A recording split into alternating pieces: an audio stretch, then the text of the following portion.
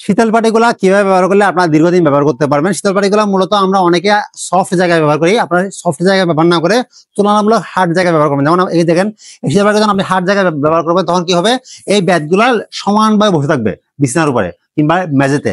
তাহলে এই ব্যাটগুলো নষ্ট হওয়ার সম্ভাবনা কিন্তু একদমই থাকে না। আপনি শীতল পাটিগুলো কখনো একদম খড়খড়ে রোদের মধ্যে শুকাবেন না। আপনি যদি শুকানোর প্রয়োজন হয় ধুয়ে এগুলো ছায়ার মধ্যে শুকাবেন, তাহলে শীতল পাটিগুলো আপনি দীর্ঘদিন ব্যবহার করতে পারবেন। গ্রামের প্রত্যন্ত অঞ্চল থেকে আমরা এই শীতল পাটিগুলো সংগ্রহ করে থাকি। শীতল পাটিগুলো বানানোর পরে মূলত এইভাবে বান্ডেল আকারে আমাদের ওয়্যার হাউসে আসে। শীতল পাটিগুলো বানানো হচ্ছে মুর্তা গাছে বেঁধে দিয়ে, যা স্থানীয় ভাষায় পাটি পাতা, পাইতারা, পাত্রা, মোস্তাক বিভিন্ন নামে পরিচিত। শীতল পাটিগুলো সম্পূর্ণ হাতে বোনা পাটি। এগুলা সম্পূর্ণ হাতে বোনা পাটি। সবগুলো পাটি কিন্তু নকশা করা। জাস্ট দুই ধরনের কালারের এখানে সংমিশ্রণ রয়েছে। এখানে এই পাটিগুলো হচ্ছে 3 কালারের পাটি, লাল, বেগুনি এবং নীল। আর এটা হচ্ছে 4 কালারের পাটি। এখানে রয়েছে লাল, বেগুনি, নীল এবং হলুদ। 3 কালার এবং 4 কালারের পাটিগুলো আমরা আপনাদেরকে দিয়ে থাকি।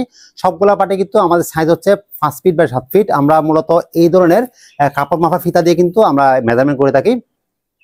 আমাদের শীতল পাটিগুলোর সবচেয়ে বড় ইউনিকনেস হচ্ছে আমরা সবগুলো পাটি কিন্তু চারপাশে বড়া সেলাই করে দিয়ে থাকি। আপনারা জানেন শীতল পাটিগুলো চারপাশে বড়া সেলাই করে দেওয়ার কারণে কিন্তু মূলত এই পাটিগুলো দীর্ঘস্থায়ী এবং টেকসই হয়ে থাকে।